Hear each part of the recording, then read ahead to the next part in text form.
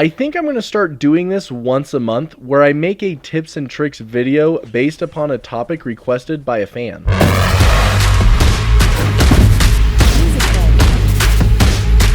As requested by subscriber Vicente Duran, I am so sorry Vicente if I butchered your name. Here's a video made to help you improve your gameplay with BloodHound. I hope this helps you get even better with the legend that you're choosing to play as, but let's first understand BloodHound's abilities and BloodHound as an overall character. And to start, we're going to talk about their passive ability. Their passive ability is their natural ability to be a tracker. BloodHound's able to see clues left behind as markers showing what recently happened in that area. All of the markers have a timer on it showing how long ago it happened, and the timer goes up to 90 seconds in the past. They are able to ping clues that they see as either indicators of someone's recently been here or that there was a recent battle in that area. Since that's all that they can say when they ping, if you or your team would like to have more in-depth communication, like what direction they're going or how long ago that indicator was left there, I recommend using your mic in the game to communicate it. And while we're on the topic of communication, let's talk about that just for a second. If you want to continue on to the rest of the details for his tracker ability, just click next chapter, but communication is very important, especially if you're playing as a character that is meant to be aggressive. It's not really a whole lot of fun when your teammate is pushing into a squad, balls to the wall, and you're not able to catch up or know what's going on because there is no communication happening. So don't put your squad into that same situation. When you or your teammate is pushing into a battle or towards an existing battle, using your ping wheel or just communicating in general is super important and can only help you play more effectively in Apex Legends, and even more importantly, it'll help you out in general life situations. Your life will be so much better and easier, and it'll be less confusing or stressful for you and others around you if you just want to communicate the basics of what's happening on inside of your head. If you ever just want to get things off of your chest, commenting below is a safe space to do so. We've got your back here.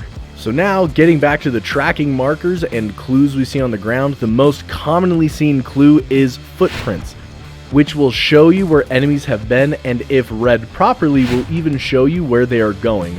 And though the others aren't really super important, they're still kind of cool to see, and you'll be able to still use them to determine where your enemies have been or where they are going. Just make sure you communicate that to your teammates. And if you are interested in what all of these are, I have a screenshot of it up here on my screen for you, so you can take a screenshot of that if you are genuinely interested in studying these track marks.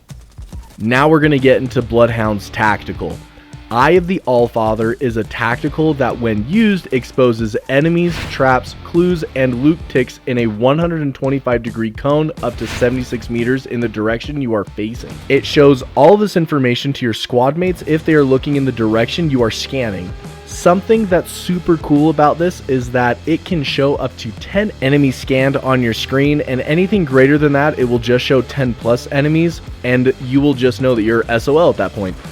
All enemies caught in the scan will see sonar detected on their HUD, as well as the direction of the scan. If they pay attention to their surroundings, they'll be able to see the shock wave of your scan, or the scan wave, if you will.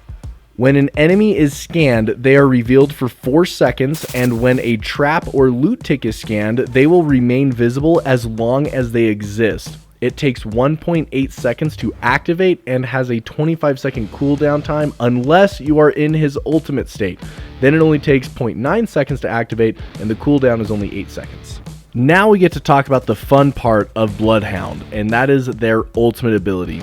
Beast of the Hunt is an ideal ultimate ability for people that get super excited for firefights. It takes a little bit to activate and has a charge time of 180 seconds, but it lasts 35 seconds and remains active even when you are downed by the enemy. Also, when you down an enemy, not kill an enemy, just down an enemy, you get an additional 5 to 15 seconds to Beast of the Hunt timer added on. The seconds will be added based on the time remaining for Beast of the Hunt, and so the less time you have left, the more time it will add to your timer, and vice versa.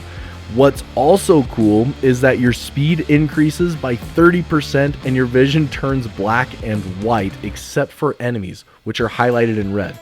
Enemy footprints are also located as red dots or indicators on the ground, and the edge of the ring, grenade explosions, and various enemy abilities have a little bit of color so you don't lose all of your vision, but for the most part it's set up so that you can pick out and destroy your opponents. Now, after looking over all of these, it's pretty freaking clear that BloodHound is an aggressive legend meant to push, hunt, and punish the enemy by getting a clear advantage in firefights as a whole. Especially since their hitbox is one of the smallest in the arena, it makes them all that much more of a threat. Their hitbox is sitting only at 37 square centimeters instead of the average square centimeter, which is 50.5.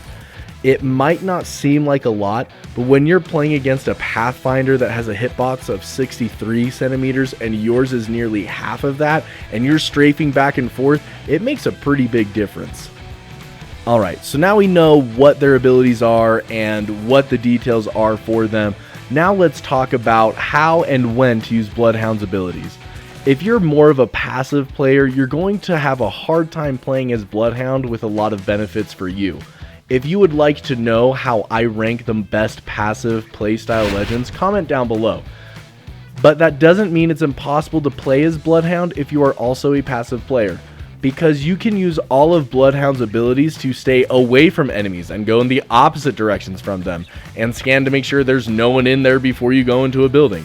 However, when you do scan, it will still alert everyone where you are, because that cone wave for your scan is visible to all players that have a direct line of sight to that area. However, if you are an aggressive player, then BloodHound really would be an amazing legend for you to start using more frequently. Let's discuss their passive first. Even though you want to ping the tracks and clues you see, you don't want to just ping where enemies have been or where there was a fight, but use your microphone and say how long ago that enemy was present or how long ago the battle happened. These details will allow you and your team to discuss and decide if they are worth chasing and hunting down. Since the tracking clues only last for 90 seconds, that means that if you are seeing anything within that time frame, you could be close enough to chase the enemy down, because they could be looting in between the time of where they are currently at and where you are at. So a lot of the time it is worth chasing people down, but you still got to communicate that with your team. As for their tactical, you don't want to spam. You'll really only see a lot of people spamming their tactical as BloodHound if they have a crazy KD ratio and just don't miss their shots because they took my aiming course that you'll see up in the top right hand corner of the screen, or because they don't know what they are doing and think that because it's a tactical they should just be using it as often as possible. So I just want to make sure that I break that habit before it starts, or get you good enough to be able to do whatever the hell you want. The ideal time to use BloodHound's tactical ability is right before you start to push a fight, and preferably it's a third-party push.